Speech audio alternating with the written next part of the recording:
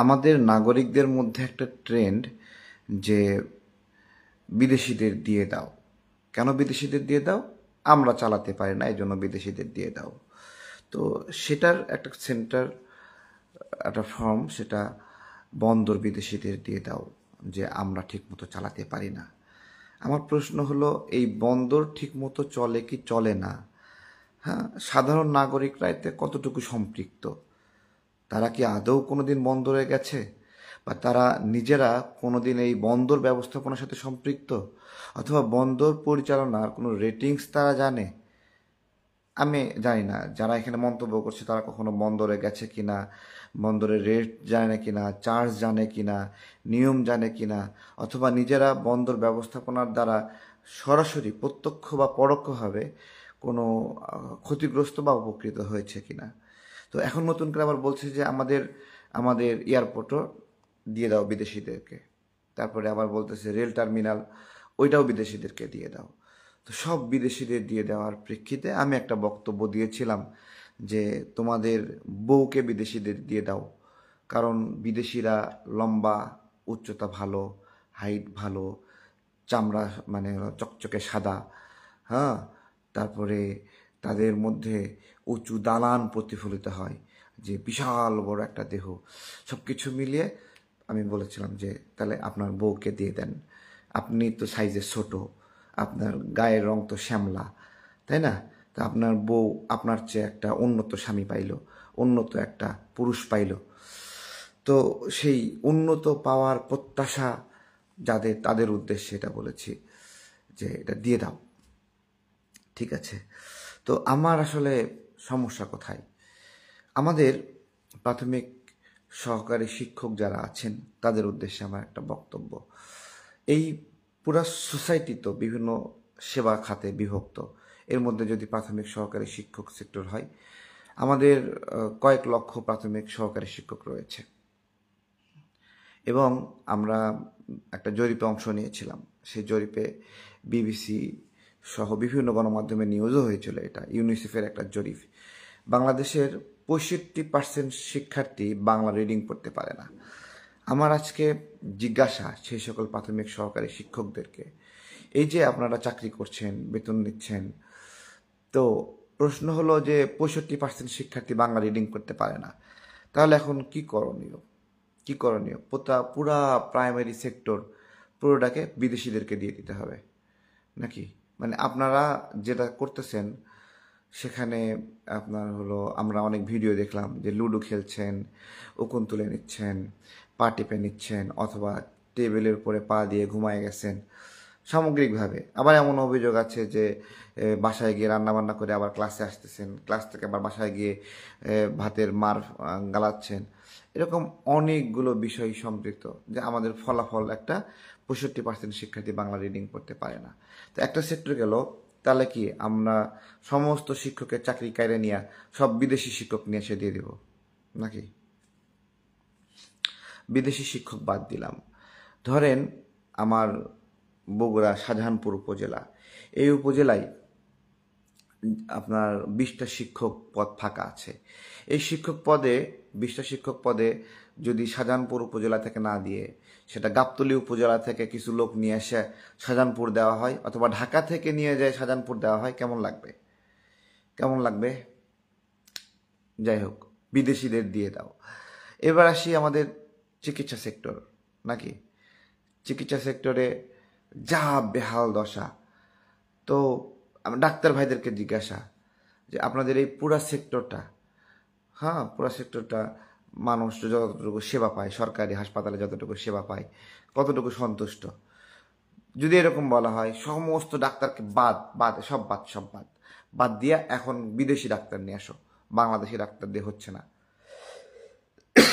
কেমন লাগবে? আচ্ছা, এটা গেল দুটা সেক্টর তো উল্লেখ করলাম, তাই না? আমাদের ব্যাংকিং সেক্টরে ধস, টাকা পাচার হয়, তারপরে দুষ্ট ঋণ, টাকা দিয়ে টাকা তুলতে পারে না। বেসিক্যালি আমাদের ব্যাংক যা প্রফিট করে, হ্যাঁ, সেই প্রফিট দিয়ে ব্যাংকের কর্মকর্তাদের বেতনই হবে না। কিভাবে? নাগরিকদের আমানত ভেঙ্গে ভেঙ্গে খায়। এটাই তো আজকে আমি খুব বাজেভাবে ব্যাখ্যাগুলো করছি। আমি সেই জায়গায় বিদেশিদের দিয়ে দাও, তাহলে সব ব্যাংক কর্মকর্তাকে বাদ দিতে হবে। বাদ দিয়ে এগুলো কিছু দরকার নাই, আমাদের এখন থেকে এখানে পেপাল চলবে, ঠিক আছে, পেপাল, বিটকয়েন, ক্রিপ্টোকারেন্সি চলবে, কোনো সেবা লাগবে না, সব মোবাইলে মোবাইলে লেনদেন হয়ে যাবে, কোনো ব্যাংকের ম্যানেজার লাগবে না, কেউ লাগবে না, সব বিদেশ থেকে নিয়ন্ত্রণ হবে, তাই না? তাহলে কী কে গেল? শিক্ষক গেল, চিকিৎসক গেল, ব্যাংকার গেল। এরপরে আসি জমি জরিপ যারা করে, এই জমি জরিপের লোকরা তো দুর্নীতি ছাড়া কিছু বোঝেই না, তাই না? তাহলে কি করতে হবে? এটা এটা আমরা একটা কাজ করি, ইন্ডিয়াকে দিয়ে দিই। হ্যাঁ, ওরা ওদের টিম আইসা এখানে সার্ভে করে, তাই না? আমাদের ব্যাংকিং সফটওয়্যার তো ভালো না, এটা তো অলরেডি ইন্ডিয়াকে দিয়ে দিছিল। তো এইরকমভাবে ক্ষেত্র বিশেষে যতগুলো সেক্টর আছে, হ্যাঁ, এই সেক্টরগুলো ওকে যদি বিদেশিদের হাতে দিয়ে দেওয়া হয়, অথবা যারা হোটেল চালান, ঠিক আছে, হোটেল চালান, সেই হোটেল চালান যে কি আমাদের হাইজেনিক খাবার দেয় না, খাবারে সোডা মিশাই, খাবারে বিট বিট লবণ মিশাই, বেশি বেশি খাবারে ফরমালিন মিশাই, এই কিছু মিলায়, তাহলে কি করতে হবে? এই সমস্ত হোটেল বাদ দিয়ে আমাদের এখানে বিদেশিরা চলে আসবে, বিদেশিদের হোটেল, তাই না? এইখানে যে নাগরিকরা সমর্থন নিচ্ছেন বিদেশিদের দিয়ে দাও, তাদের কেউই তো ওই প্রাইমারি স্কুলের মাস্টার, কেউ হাসপাতালের ডাক্তার, অথবা কেউ হলো হোটেলের মালিক, নাকি কেউ রেল স্টেশনে চাকরি করে, এরাই তো মালিক, তাই না? এরাই এরাই তো এখানে সেবা বিক্রি করে। সেই সেবা বিক্রি বন্ধ করে দিয়ে সব যদি বিদেশিদের দিয়ে দেওয়া হতো, কেন? বেটার লাইফ পাওয়ার জন্য, নাকি? তাহলে আপনারা কাজ করবেন কি দিয়া? আমি এই এতগুলো সেক্টরের কথা বললাম কারণ এরকম বিভিন্ন সেক্টরের মানুষ, দোকানদাররা আমার বাদ থাকেন না, দোকানদাররা কি, আমাদের দোকানদাররা একটা জিনিস 200 টাকা কিনে 700 টাকা বেচে, একেবারে জালিম নাকি? এভাবে বলেন। আচ্ছা ঠিক আছে, বাদ, তোরা সব দোকানদার এখন থেকে বাদ, এখন থেকে সব ইন্ডিয়ানরা এখানে দোকানদারি করবে, কারণ ইন্ডিয়ানরা মাত্র 200 টাকার জিনিস 300 টাকা বিক্রি করে, 250 টাকা বিক্রি করে। হ্যাঁ, সব দোকানও বাদ। এইরকম উদ্ভট চিন্তাগুলো নিয়ে, হ্যাঁ, সস্তায় পাওয়ার আকাঙ্ক্ষায়, অথবা বিভিন্ন আমাদের দেশের অনেক নাগরিক আছে যারা দামে বেশি লাগলেও দেশীয় একটা পণ্য কেনে, দেশের পণ্য ভালোবাসে, মানে একটু দুর্বল হলেও দেশীয় পণ্যটাই কেনে। আবার অনেকে আছে যে দেশীয় পণ্য পাওয়া যাচ্ছে সেম টু সেম, সামান্য একটু কম দামে হওয়ার কারণে বলতেছে আচ্ছা তাহলে এটা ইন্ডিয়া থেকে আসুক। নাগরিকদের একটা বড় অংশ মনে করে যে কিসের বয়কট, কিসের কি, এইটা সব মানে ইন্ডিয়া থেকে নিয়ে আসা হোক, তাহলে আমরা কম দামে পাবো, ঠিক আছে। এখন ও যে একটা চাকরি করে এই দেশে, ও চাকরি করে বেতন নিচ্ছে দেশ থেকে, কিন্তু খাবার খাওয়ার সময় একটু কম দামে পাওয়ার জন্য ওর ডিমান্ড হলো ইন্ডিয়ান পণ্য, ঠিক আছে। এই যে সামগ্রিক একটা আলোচনা যে যে বিদেশিদেরকে দিয়ে দাও, বিদেশিদেরকে দিয়ে দাও, এটা তো হলো একটা বাণিজ্যিক, প্রত্যেকটা নাগরিক নিজ নিজ জায়গা থেকে, হ্যাঁ, এই সমাজে সেবা দেয়, সার্ভিস দেয়, ঠিক আছে। আমাদের একটা লিমিটেশন ছিল যে টেকনোলজি আমাদের দুর্বল, আমরা অনেক ভারী কিছু করতে পারি না, এরকম একটা যুগ ছিল, ঠিক আছে। সেই সময় আমরা সেই টেকনোলজিগুলোর জন্য আমরা বিদেশের উপর নির্ভরশীল ছিলাম বিভিন্ন কিছু। আমি আপনাদেরকে একটা এক্সাম্পল দিই, বাংলাদেশে কিন্তু এখন ওই যে ব্যানার প্রিন্টের বড় বড় মেশিনগুলো আছে না, এই মেশিনগুলো কিন্তু বাংলাদেশে ছোট পরিসরে বানাচ্ছে, ঠিক আছে। শুধু প্রিন্টিং হেডটা নিয়ে আসতেছে কিনে, বাকি এভরিথিং বাংলাদেশে তৈরি করতেছে, বড় বড় ব্যানার প্রিন্টের মেশিনগুলো, এটা হচ্ছে।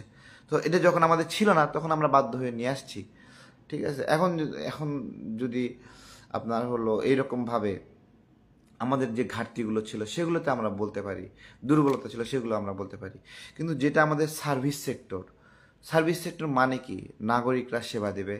সার্ভিস সেক্টর মানে কি? দেশের মানুষরাই সেবা দেবে, যেটাতে অনেক বড় প্রযুক্তি প্রয়োজন হবে না, তাই না? সেইটাই তো আমাদের সেবা, আমাদের নাগরিকরা সেবা দিবে, সেবা বিক্রি করবে। সেই জায়গাতে বিদেশি নির্ভরতা, বিদেশি হওয়ার আকাঙ্ক্ষা, হ্যাঁ, বিমানবন্দর বিদেশি বানাই দিলে সেবা বেশি পাবে, ঠিক আছে। এই যে বিমানবন্দরে হাজার হাজার লাখ লাখ মানুষ কাজ করতেছে বিভিন্ন সেক্টরে, তো কি বিদেশিদের দিয়ে দাও। তো এগুলো যে আকাঙ্ক্ষাগুলো নিয়ে কাজ করতেছে, তারা না বোঝে রাষ্ট্রের অর্থ কই থেকে আসে, সে অর্থ আবার কোথায় যায়। আমি একটা এক্সাম্পল দিচ্ছি, যে চট্টগ্রাম বন্দরে যে মানুষগুলো কাজ করে, ধরেন তারা দুর্নীতি করে, ঠিক আছে, কর্মচারী লেভেলেও দুর্নীতি করে, আবার যে মালিক সেও দুর্নীতি করে। তো দুর্নীতি করে সে কি করছে? টাকা ইনকাম করছে, সেই টাকার একটা অংশ দিয়ে, লাভের টাকা দিয়া সে কি করলো? একটা টায়ার ফ্যাক্টরি দিল, সে লাভের টাকা দিয়ে একটা বিস্কুট ফ্যাক্টরি দিল, একটা গার্মেন্টস দিল, বাট একটা বাংলাদেশি নাগরিকের ধ্যান খেয়াল এখানে তার জিনিসগুলো সাজানো, এটা তার ফ্যামিলি, ঠিক আছে। কিন্তু একটা বিদেশি যখন এখানে এসে বিনিয়োগ করবে তখন সে প্রফিটটা কি এইখানে আবার একটা গার্মেন্টস বানাবে নাকি ওইটাকে তার দেশে নিয়ে যাবে সে অর্থটা। তো এই বিষয়গুলো না অর্থনীতি যারা বোঝে না, রাষ্ট্র যারা বোঝে না, রাষ্ট্রের মানুষরা কিভাবে খায়, সেই খাওয়ার জন্য টাকা কই থেকে আসে, হ্যাঁ, সেটা তারা বোঝে না। এবং সেবা খাত যে রাষ্ট্রের জনগণের একমাত্র আয়ের উৎস, হাজার হাজার দেখবেন যে প্রাইমারি স্কুলে মাস্টার হাজার হাজার মানুষ চাকরি করতেছে, লক্ষ লক্ষ মানুষ কাজ করতেছে, এই যে সার্ভিস সেক্টরটা যেটা আছে এইটা কখনো ভিনদেশীদের কাছে যেতে হয় না। একটা কথা বলি দেখেন, আপনার হলো এই যে ব্রাহ্মণবাড়িয়ার আখাউড়ার এই দিক দিয়ে ভারত একটা রাস্তা বানাবে, এই রাস্তা বানানোর জন্য সমস্ত স্টাফ তারা ইন্ডিয়া থেকে নিয়ে আসলো। বাংলাদেশে মানুষ রাস্তা বানাতে পারে না, কিন্তু সবগুলো স্টাফ ইন্ডিয়া থেকে নিয়ে আসলো। চুক্তি চুক্তি একটা অন্যায় চুক্তি করে এটা করা হয়েছিল, তারা এদের স্টাফরাও ইন্ডিয়া থেকে আসবে। তাহলে দেখেন এই যে হাজার হাজার লোকের কর্মসংস্থান হওয়ার কথা ছিল সেটা যে হইল না, এটার দায় কে নেবে? তো এগুলো বোঝে না, না বুঝে পাগল ছাগলের মতো কথা বলে। ওদের জন্য বলছিলাম যে তাহলে তুই তোর বউটারেও বিদেশি হাতে দে, ভালো সার্ভিস দিবে সে, তুই কেন রাখছিস? তুই তো সার্ভিস দিতে পারস নাই, ঠিক আছে। বন্দর নিয়ে আমাদের যে চিন্তা এই জায়গাতে আমরা নাগরিকদের টাচ করতে পারি না, নাগরিকদের বোঝাতে পারি না, আমাদের দুর্বলতা আছে, বা আমরা আমাদের বোঝানোর ক্ষমতা কম, সেই জন্য হয়তো আমরা বোঝাতে পারি না, হয়তো আমাদের ট্রাস্ট করে না, এরকম হতে পারে। কিন্তু একটা জিনিস দেখেন, আমাদের এখানে ৩৯ বছর ধরে এই বন্দর ব্যবস্থাপনায় যারা কাজ করছিল, যেই মানুষগুলো কাজ করছিল, যে ব্যবসায়ীরা কাজ করছিল সামগ্রিকভাবে, এটার সার্ভিস অনেক খারাপ, অনেক বাজে বা সার্বিকভাবে। কিন্তু একটা রিপোর্টিং দেখেন, নিউমোরিং যে বন্দর, এইটা আওয়ামী লীগের সময়ে আওয়ামী লীগ একটা উদ্যোগ নিল, শেখ হাসিনা একটা উদ্যোগ নিল যে আমাদের বাংলাদেশের অর্থে এই বন্দরটা ডেভেলপমেন্ট হবে, এবং 18, 19, 20, 21, 22, 23 এই পর্যন্ত অর্থ ব্যয় করে এই বন্দরটা গড়ে তোলা হলো। দামি দামি আপনার হলো যন্ত্রপাতি নিয়ে আসা হলো, দামি দামি আপনার হলো ভারোত্তোলনের প্রযুক্তি নিয়ে আসা হলো, নিয়ে এসে এখানে সজ্জিত করা হলো। 23 সাল, 24 সাল, 25 সাল এই নিউমোরিং বন্দরটা প্রফিট করছিল। একটা প্রফিটেবল একটা বন্দরকে বিদেশিদের হাতে দেওয়ার জন্য তৎপর হয়ে গেছে, প্রফিটেবল, এবং তার কার্গো হ্যান্ডেলিং আপনার হলো রেটিংস বেড়েছে, হ্যাঁ, আগের চেয়ে 5-7 দিন সময় কম লাগছে, ধীরে ধীরে ডেভেলপ করছে। তো আমরা যেটা অনুধাবন করি যে বন্দর একটা জাতীয় সম্পদ, রাষ্ট্রের একটা সম্পদ, এই সম্পদটা এইভাবে বিদেশিদের হাতে গেলে আপনার হলো অনেক সংকট রয়েছে। আমি শ্রীলঙ্কার একটা বন্দরের কথা বলি, সেই বন্দরটা চায়নার নিয়ন্ত্রণে ছিল, এবং যখনই কোনো মানে ইন্টারন্যাশনাল বার্গেনিং আসে তখন চায়না ওই বন্দর নিয়ে টান দেয়, বন্দরে টান দেয়। আজকে এই বন্দরগুলো যদি বিদেশিদের হয়, ধরেন বিদেশিদের কোনো একটা স্বার্থ বিরোধী কাজ করলো, এই বন্দরগুলো যদি অবরোধ দেয় অথবা কোনো একটা বিষয় এমন একটা কিছু করে যে এটা ফাংশন করছে না, কেন ফাংশন করছে না? যে এইরকমভাবে এই স্বার্থ আদায় হচ্ছে না, এই জন্য ফাংশন করছে না। তো এগুলো কিভাবে বোঝাবো? পাবনায় যখন আমাদের বাপেক্স সহ কোম্পানিগুলো গ্যাস আবিষ্কার করলো, সেই গ্যাস তারা বললো পাবনা গ্যাসে ভাসছে, এটা আজকে বক্তব্য দিয়েছিলাম। তারা বিদেশি কোম্পানিগুলো গিয়ে বললো না, এখানে গ্যাস ভাসছে না, আসলে এখানে গ্যাস উত্তোলন করার মতো না। অথচ পরে আমরা অনুসন্ধান করে জানলাম ওইখান থেকে অদূরে আপনার ভারতের একটি গ্যাস ফিল্ড আছে যেখান থেকে গ্যাস উত্তোলন করা হচ্ছে, এবং তাদের যোগ সাহায্য সেরা বন্ধ হয়ে আছে।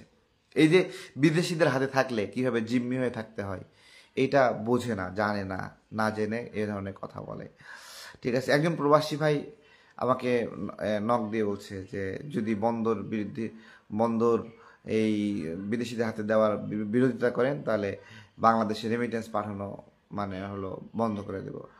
তো বিষয়টা এরকমভাবে বলছে আমাকে, রেমিটেন্স তো বাংলাদেশেরই কাজে লাগে, বাংলাদেশে প্রবাসী ভাইরা পরিবারের কাছে পাঠালেও এটা দেশেরই কাজে লাগে। রেমিটেন্স পরিবারের কাছে পাঠালে সেই অর্থ বিভিন্ন জায়গায় ব্যয় হয়, মানুষের কাছে ভাগ হয়ে যায়, তো এইটা দেশেরই কাজে লাগে। কিন্তু এমনভাবে বলতেছে যে উনি মনে হয় রেমিটেন্সটা আমাকে পাঠাচ্ছেন, ঠিক আছে, আমাকে রেমিটেন্স পাঠানো বন্ধ করে দেবেন, এইরকম একটা অবস্থা। তো ওনার তো ফ্যামিলি বাংলাদেশে যদি কেউ না থাকতো তাহলে তো উনি কারোর কাছে তো টাকাও পাঠাতো না, যোগাযোগ রাখতো না কারোর সাথে। ফ্যামিলি আছে বিদায় তার সাথে সংযোগ রেখে কাজ করতে হয়। এরপরেও রেমিটেন্স শাটডাউন আন্দোলন বিভিন্নভাবে বিভিন্ন সময় আপনার হলো চালু ছিল, জারি ছিল বিভিন্ন চাপ সৃষ্টিকারী গোষ্ঠী হিসেবে। সে জায়গা থেকে আমার কোনো আপত্তি নাই, কিন্তু এই বন্দর বিষয়ে না বুঝে কথা বলা যাবে না, বুঝতে হবে, অনুধাবন করতে হবে। আমরা আরেকটা উদাহরণ দিই, চলেন সেই উদাহরণটা দিলে ভালো আপনার হলো ভালো লাগবে। সেটি আমাদের পানি, মানে জল, পানি, জল, তেল, গ্যাস, এই খনিজ সম্পদগুলো, পানি কিন্তু খনিজ সম্পদ বা মাটির নিচের সম্পদ। এই সম্পদগুলো নিয়ে আমরা কোনো সময় গুরুত্ব দেই নাই। আমরা বারবার বলছিলাম এগুলো হলো জনগণের মালিকানায় ফিরাই দিতে হবে। জনগণের মালিকানায় আসলে কিভাবে আসে আপনারা এটা অনেক জায়গায় ব্যাখ্যা দিয়েছি, তারপর আবার বলি। আপনার বাড়ির সামনে একটা পুকুর আছে, সেই পুকুর থেকে এক বালতি পানি তুলে, আপনার পুকুর থেকে পানি তুলে কোনো এক পথচারী আপনার কাছে বিক্রি করতে চাইলে আপনি বলবেন না সে পাগল? অর্থাৎ পানি যে উত্তোলন করছে আপনার পুকুর থেকে আপনার কাছে বেচতে আসছে, আপনি পাগল বলছেন। ঠিক একইভাবে কিনলে, অ্যাকোয়াফিনা সহ বিভিন্ন বিদেশি কোম্পানি বাংলাদেশে পানি উত্তোলন করে আমাদের কাছে বিক্রি করে, আমরা কখনো পাগল বলি না, আমরা তুলতে দিই। এটা কিন্তু আগে ছিল না যে বিদেশি কোম্পানিগুলো বাংলাদেশে পানি উত্তোলন করতে পারতো না, কিন্তু এই পানি উত্তোলন করে আমাদের কাছে বিক্রি করতেছে। আমরা বলতেছি জনগণের মালিকানা এটা ফিরে দিতে হবে, জনগণের অংশীদারিত্বে নিয়ে আসতে হবে।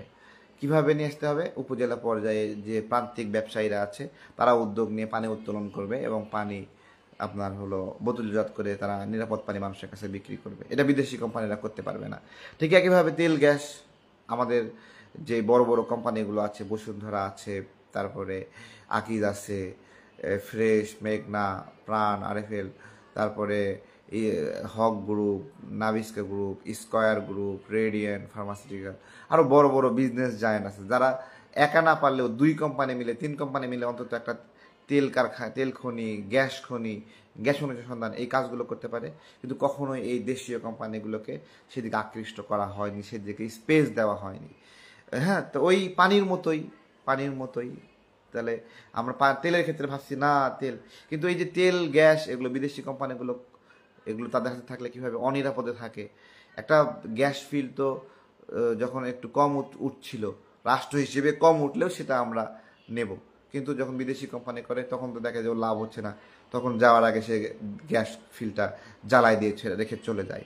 তো এগুলো হলো বিদেশি কর্তৃত্বের কুফল, বিদেশি কর্তৃত্বের আপনার হলো ব্যারিয়ার্স, যে ব্যারিয়ার্সগুলোর কারণে আমাদের জাতীয় নিরাপত্তা সংকটে পড়বে, জাতীয় নিরাপত্তা সংকটে পড়বে, জাতীয় অর্থনীতি সংকটে পড়বে। এই বন্দরগুলো এখন যেভাবে বিদেশিরা ইন করছে না, এইভাবে সেই ব্রিটিশ পিরিয়ডে আপনার হলো সিরাজউদ্দৌলার সময় এসে আপনারা ঘটনাগুলো জানেন, কিভাবে ডাচরাই বা এই উপমহাদেশে আসলো, এসে এখানে ব্যবসা বাণিজ্যের নামে প্রথমে বন্দরে তারা স্পেস নিল, সেখানে বন্দরে তারা দুর্গ নির্মাণ করলো, সামরিক দুর্গ নির্মাণ করলো, সেটা নিয়ে আবার যুদ্ধ হলো, পরে সেখান থেকে আমরা তো স্বাধীনতায় হারাই ফেললাম। তো এই বিদেশি শক্তিগুলো যখন এখানে স্পেস পায় তখন বাণিজ্যের নামে বিভিন্নভাবে তাদের নিরাপত্তার কথা বলে, বিভিন্ন ধরনের বিদেশি তাদের সামরিক উপস্থিতির আনাগোনা বাড়ে এবং তারা টহল দেয়। সেই টহলগুলো রাষ্ট্র হিসেবে আমাদের আমাদের নেভি টহল দেবে, কিন্তু ওরা তখন টহল দেবে, ওরা তখন এখানে কমিউনিটি ওয়ার্ক করার চেষ্টা করবে। এগুলো আমাদের জাতীয় নিরাপত্তার জন্য একটা সংকটের কারণ। এই সকল বিবেচনার কারণে আমরা না বুঝলে বুঝে নেবেন, না বুঝলে জিজ্ঞাসা করবেন তারেক ভাই বুঝি না, আমাকে না বুঝলে অন্য একজনকে বোঝেন যে বুঝি না, কিন্তু না বুঝে গোয়ারের মতো ঠেলেন না। এই যে বন্দরগুলো গেছে 41% চার্জ বৃদ্ধি করলো কেন বিদেশিদের দেওয়ার আগে? হ্যাঁ, 41% চার্জ, মানে দেশীয় কোম্পানিগুলো যেই চার্জ চালাচ্ছে বিদেশি কোম্পানিগুলোকে 41% বেশি দেওয়ার জন্য তাদের কাছ থেকে বন্দর কেড়ে নিয়ে তাদেরকে ইয়ে করলো। আমি যে বন্দর নিয়ে কথাগুলো বলতেছি, আমার সভাপতি কথা বলে, আমরা কথা বলি, আমাদের এই বন্দর ব্যবস্থাপনার সাথে সম্পৃক্ত আন্দোলনকারী কেউ এখন পর্যন্ত আমাদের সাথে দেখা করেনি, মিনিমাম দেখা করেনি। আমরা আমাদের মতো করে যেটা বুঝি সেটা আমরা বলতেছি যে এটা একটা অন্যায়, এটা একটা জুলুম হচ্ছে। এবং সবচেয়ে গুরুত্বপূর্ণ বিষয় যে লুকানো, শর্তগুলো লুকানো। তাহলে এই শর্তগুলো প্রকাশ পেলে জনগণ কি রাগ করতে পারে? জনগণ কি ক্ষোভে ফুঁসে উঠতে পারে? তাহলে এটা লুকানোর প্রয়োজন কি? তাহলে এই শর্তগুলো দ্বারা যদি জনগণ লাভবান হয় তাহলে তো জনগণ তো ব্যাম পার্টি বাজায়, ঢাক ঢোল পিটায়ে তারা উৎসব করার কথা, তাই না? তাহলে সেটা লুকানো হচ্ছে কেন? তাহলে এই লুকানোর মধ্যে এমন কিছু আছে, এমন কোনো লবিস্ট ফাংশন রয়েছে যেগুলোর মধ্য দিয়ে থার্ড পার্টি কেউ বছরের পরে বছর কমিশন খাবে, তারা সেখান থেকে সুবিধা নেবে। এখান থেকে হয়তো বা ডক্টর ইউনূস স্যারের সরকার চলে যাবে, কিন্তু তাদের স্থাপন করা ডিপি ওয়ার্ল্ড, তাদের স্থাপন করা ডেনমার্কের প্রতিষ্ঠান, তারা এখানে ব্যবসা করে যাবে। কত বছর করে যাবে? 20 বছর, 30 বছর, 50 বছর ধরে তারা এখানে কাজ করে যাবে এবং সেই টাকার একটা কমিশন তারা পেয়ে যাবে। এগুলো অনেক অসততা, অসাধুতা আছে, যেগুলো নিয়ে রাজনৈতিক স্টেক হোল্ডারদের সাথে আলোচনা করার প্রয়োজন ছিল, নাগরিকদের পক্ষে থেকে যারা বসে তাদেরকে নিয়ে আলোচনা করার প্রয়োজন ছিল, যার মিনিমাম আলোচনাগুলো করা হয়নি এবং পূর্ণ গোপনীয়তা করে তারা এগুলো করেছে এবং এগুলোর আন্তর্জাতিক পর্যায়ে কোনো টেন্ডারও হয়নি, যাকে ভাল লাগতেছে ধরে নিয়ে এসে একটা চুক্তি করে দিয়ে দিচ্ছে। তো এগুলোই আমাদের সমস্যা, এগুলো আমাদের সমস্যা। ভালো থাকবেন আপনারা। এগুলো না জানে না, বোঝে না, না বুঝলে আর কীভাবে বোঝাবো? ওইটা শিক্ষক ভাইরা আবার আমার উপর রাগ করবেন না, ওইটা বলছি যে 65% শিক্ষার্থী বাংলা রিডিং করতে পারে না। কাহিনী সত্য হলেও বললে খারাপ লাগে, ঠিক আছে? যে আমাদের চিকিৎসকদেরকে নিয়ে বলছি যে আপনারা হলো হাসপাতাল, এইভাবে তো প্রত্যেকেই কোনো না কোনো পেশার সাথে জড়িত। একটা উদাহরণ দিচ্ছি, একটা বাজারে দুটো দোকান আছে, সেই দুটো দোকান বাংলাদেশি দোকান। সেই বাজারে ওইখানের নাগরিকরা সেইখান থেকে কেনাকাটা করে, তারা তাদের মতো করে চলে। তো এখানে যদি কোনো ইন্ডিয়ান এসে আরও দুটো দোকান দেয়, দোকান দিয়ে সেখানে যদি একটু কম দামে দেয়, ইন্ডিয়া থেকে নিয়ে আসে, তাহলে ওই দেশীয় দুটো দোকান ক্ষতিগ্রস্ত হয় না, ধ্বংস হয় না, তাই না? তারা প্রতিবাদ চিল্লাচিল্লি করবে না, কান্নাকাটি করবে না, খুবই স্বাভাবিক, খুবই স্বাভাবিক। জাস্ট নিজের সঙ্গে তুলনা করেন। হ্যাঁ, আমাদের ভারতপ্রেমী একটা লোক অনেকদিন আগে ভারতের পণ্য বর্জন আন্দোলনের সময় বলছিল, তোরা ভারতের পণ্য বর্জন করবি, হ্যাঁ, সে সারা মাসের ভারতীয় পণ্য কিনে নিয়ে আসবে, দরকার হলে 6 মাসের প্রয়োজনীয় জিনিসপত্র ভারত থেকে একবারে কিনে নিয়ে আসবে। এরকম গোয়ার অনেক লোক আছে যারা দেশকে ধারণ করে না, দেশকে বোঝে না, দেশের লড়াইকে বোঝে না, ঠিক আছে? আমাদের এখানে ব্যবসা, এই সরকার যে বন্দর নিয়ে যতটুকু আগ্রহ দেখাচ্ছে, তারা কিন্তু একটা গার্মেন্টস খুলে দেওয়ার জন্য অতটুকু আগ্রহ দেখায়নি। 353 না কতগুলো গার্মেন্টস এই কিছুদিনের মধ্যে বন্ধ হয়ে গেছে। কোনো আগ্রহ নাই, কোনো ফিলিংস নাই। একটা গার্মেন্টস বন্ধ হওয়ার আগে তাকে ধরা, তাকে বলা কেন বন্ধ করতেছেন, টাকা লাগবে না কি লাগবে বলেন, অর্ডার নাই, অর্ডার এনে দিচ্ছি, এগুলো কিছু করতে পারে না। ফাও বন্দরগুলো নিয়ন্ত্রণ বিদেশি হাতে দিচ্ছে এবং এত মানুষ বিরোধিতা করতেছে, তারপরেও সেই দিকেই এগোচ্ছে। কি মধু আছে, এটা একটা বিষয় আর কি মধু আছে। এগুলো অনেক ধরনের ফাংশন হয়, গোপনে ফাংশন হয়। যারা এই ধরনের ডিলগুলো করে, বিদেশি লবিস্ট থাকে, সরাসরি মোবাইলে কথা বলতে হয় না, ফোনে কথা বলতে হয় না, মিটিংয়ে কথা বলতে হয় না, এই লবিস্টটা সব রেডি করে যে এই যে 41% চার্জ বৃদ্ধি করে দিয়ে দিলাম তোমাদেরকে, তোমরা প্রতি মাসে বা প্রতি কার্গো থেকে 41% যেহেতু বাড়ানো হয়েছে, তোমরা 10% এই লবিস্টের মাধ্যমে এইভাবে অমুক অমুক নেতারা পেতে থাকবে, রয়্যালটি পেতে থাকবে। তো এগুলো গোপনীয় রাখার উদ্দেশ্য, রাজনৈতিক প্রক্রিয়াগুলোর সাথে গোপনীয় রাখার উদ্দেশ্য। তারপরে এখানে তাদের ভুল না ধরতে যেন পারে, তারা যে জনগণের ক্ষোভ হওয়ার মতো কাজ করতেছে সেই ক্ষোভের জায়গাটা ধরতে না পারে, এগুলো একটা অনেকগুলো বিষয় রয়েছে। তো ঠিক আছে, ভালো থাকবেন, ঠিক আছে, ভালো থাকবেন। আমরা আমাদের এই বিরোধিতা করে যাব। কারো যদি আরও ভালো বুঝ থাকে তাহলে সেই বুঝ আমাদেরকে বুঝান, ঠিক আছে? বলতে পারে যে সারা পৃথিবীতে নাকি এরকম বন্দর বিভিন্ন প্রতিষ্ঠানকে দিয়ে দেয়, বিভিন্নভাবে দিয়ে দেয় সারা পৃথিবীতে। আর এখানে একরকমভাবে ধরলে হবে? হ্যাঁ, আমাদের এখানে অর্থনৈতিক কালচার, আমাদের এখানে সামাজিক কালচার, আমাদের রাষ্ট্রীয় কালচার, আমাদের এখানে যে সার্বভৌমত্বের সংকট আছে, এই যে 3 দিক থেকে একটা দেশ ঘিরে আছে, হ্যাঁ, এই ধরনের সংকট অন্য কোন কোন দেশের ক্ষেত্রে আছে?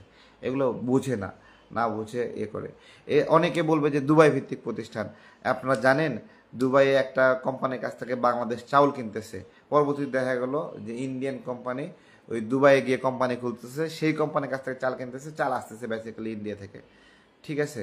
তো এইরকমভাবে ইন্ডিয়ানরা অনেক দেশে অবস্থান করে, তারা কোম্পানি খুলে এমন একটা ভাব করে যে সেটা ওই দেশের কোম্পানি, কিন্তু বেসিক্যালি এই ধরনের বিধ্বংসী বিষয় রয়েছে। বাংলাদেশে ডিপি ওয়ার্ল্ডের যে 18 জন এসেছিল মানে তদন্ত করতে, পর্যবেক্ষণ করতে, তাদের মধ্যে 14 জনই ছিল ইন্ডিয়ান, ঠিক আছে? তো বুঝেন, তাহলে বুঝেন, না বুঝলে কি করার আছে, ঠিক আছে? অনেক আপনার হলো বিদেশি দালালরা আছে, বিদেশি চাটুকাররা আছে, হ্যাঁ, তাদের কাছে এগুলো কিছু যায় আসে না। তো তাদের যায় না আসলেও কি করার আছে, আমরা আমাদের জায়গা থেকে ন্যায়সঙ্গত কথা বলে যাই। শুনলেন, না শুনলে কি করার আছে?